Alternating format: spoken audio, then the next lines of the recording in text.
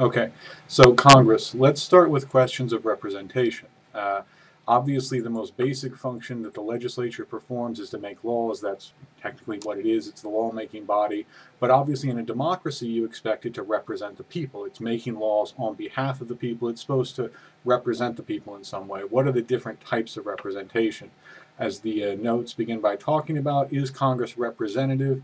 And what we're talking about here is descriptive representation. Okay, so does the description of Congress in demographic terms, in terms of race, gender, economic background, does that description match the description of the country as a whole? And the answer is definitely not. There are very few African Americans in Congress, very few Asians, very few Hispanics. These groups are not represented in Congress at the same rate that they are in the same numbers that they are in the population as a whole. And of course, roughly 50% of the population is female. Far fewer than 50% of the population of Congress is female, or far less than 50% of the population of Congress is female. So it's not descriptively representative. You don't have descriptive representation in Congress. The demographic description of Congress does not match the demographic description of the population as a whole.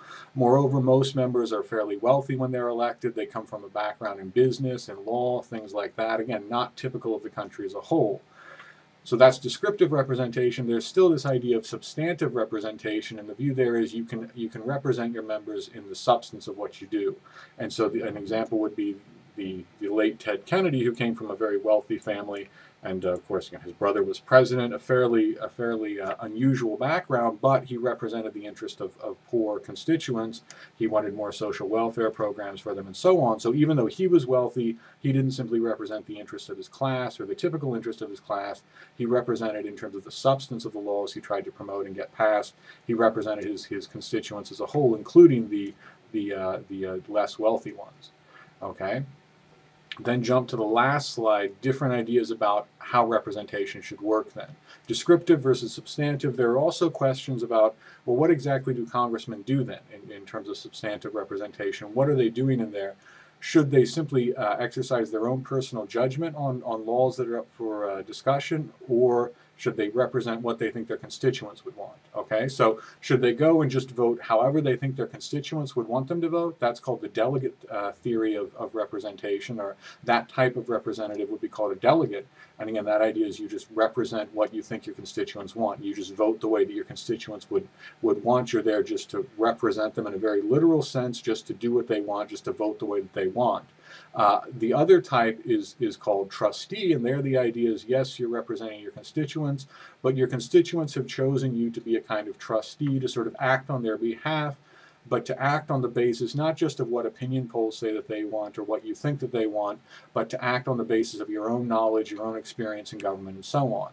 So in that case, a congressman or a senator would vote basically in the way that he thought was best or she thought was best, without worrying too much, is this exactly what my constituents want me to do? Again, that's called the trustee theory of representation, or that type of representative is a trustee. And then there's the third theory, politico, which is basically kind of a mixture of the two. On really salient issues, in other words, on really well-known, high publicity, controversial issues that people would feel very strongly about, representatives vote the way that their constituents want. So, for instance, gun control in Southwest Oklahoma. That's an issue that people have very strong feelings about. The vast majority of people in Southwest Oklahoma are opposed to gun control. So, a congressman from this area or a senator from Oklahoma, gun control tends to be unpopular across the state. If there was a law concerning gun control in Congress, the person would probably vote against it, because that's a high publicity, very charged issue. People feel strongly about that. They're very much opposed to gun control in this area.